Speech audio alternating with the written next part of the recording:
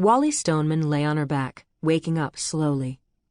Morning light spilled into the huge room, illuminating the colorful mosaic on the domed ceiling 15 feet above her, a battle scene from the Trojan War. The room was surprisingly warm, even though the heat vents had been locked shut and the night outside had been cold. The single wool blanket of Wally's bedroll had been enough. She guessed that the building's boiler room must be located in the basement level just 1 floor below what had once been the lobby of a mercantile bank. The marble floors of the room were always a little warm to the touch. For her private sleeping spot, Wally had chosen the catwalk along the north wall that overlooked the bank floor. The high ground gave her privacy, plus a ringside seat for the battle scene depicted on the ceiling mosaic. There were plumed helmets and tooled breastplates, charging stallions, and, of course, heroes atop their horses poised to fight. Someone climbed the stairs behind her and approached along the catwalk. She could tell it was Tevin by the squeaking of his sneakers. He was less physically mature than other 17-year-old boys she knew, just 5'11", but with ungovernable size 13 feet that constantly scraped the ground as he walked.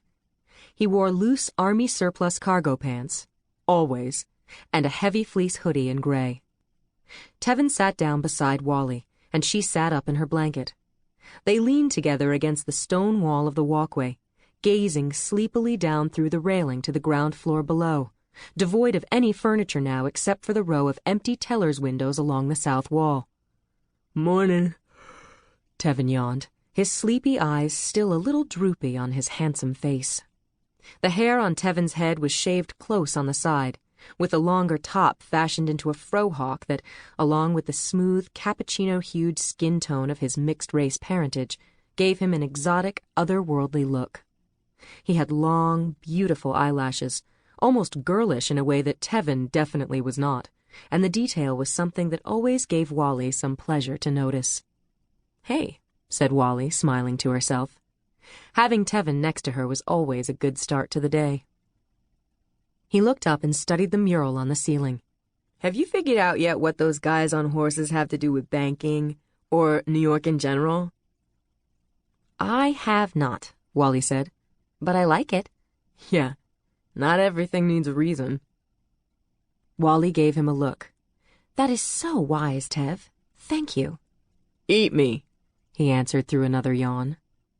The two of them sat quietly as some busy sounds echoed up from what used to be the bank's employee break room.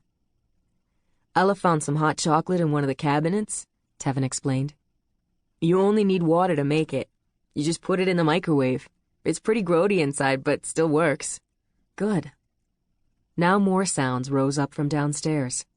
Ella giggling, cooing, Jake laughing in response quietly. Then nothing. It was often like this in the morning between Jake and Ella, if they could steal a few moments alone, and frequently at night, of course. The two of them were in some version of love, breathless and grasping. Wally didn't mind. It was their business, and it seemed to make them happy. But the closeness of the couple sometimes left Wally and Tevin feeling awkward with each other, on the outside looking in, confused about the lingering tension between the two of them and what to do about it. Wally and Tevin were, what? Friends and family, but something more, maybe. Something yet to be explored. "What are we doing today?" Tevin asked. "Taking in the machines," said Wally. "To the smoke shop?" "Yep." Tevin was not enthusiastic. His childhood years in Harlem, some of them spent within a block or two of the 131st Street smoke shop, had consisted of one domestic nightmare after another, some perpetrated by his own family, and some by the city's Department of Social Services. Harlem was bad memories for him and nothing else. "You don't need to come," said Wally. "I'm fine with Jake and Ella."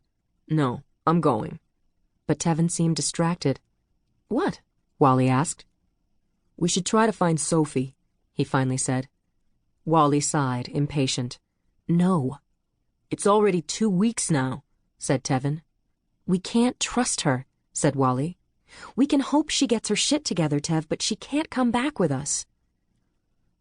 "What if it was me?" He forced the issue. "What if I was the one in trouble?" "We'd help." "Why me and not her?" "Because you've earned it," Wally answered. "We didn't let go of Sophie, Tevin. she let go of us.